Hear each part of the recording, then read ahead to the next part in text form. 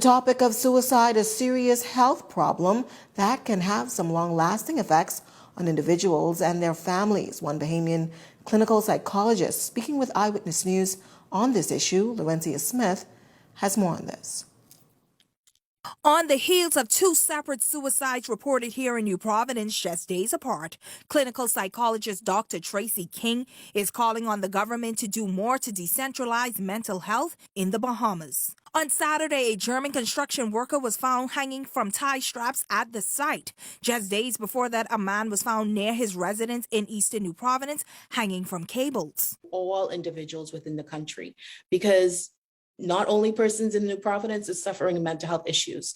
We have people on many different islands suffering. While there are various hotlines for different forms of abuse and also an outlet through the Crisis Center, Dr. King pointed out that the Bahamas does not have a functioning national suicide prevention hotline.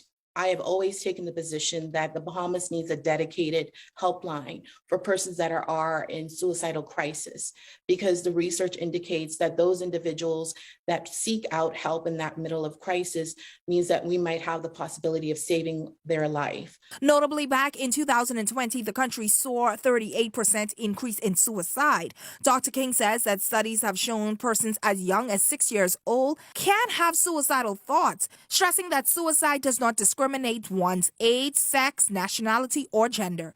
She adds that there are studies that shows telltale signs that someone is suicidal, but it may vary from person to person. Who is suicidal talking about ending their life, which is more of a blatant sign. And then there are persons that will kind of indicate that they might be a burden to others.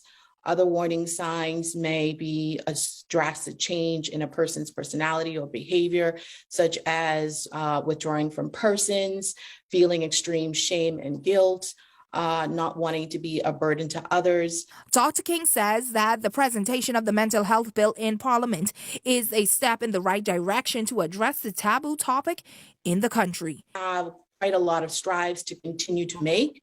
We have made strides nonetheless. Progress is progress. And so the revision of the Mental Health Act is great. The Bahamas Mental Health Association took an opportunity when they called out for feedback on the act, and we responded to that to help them and to help the country kind of move forward in the direction of mental health.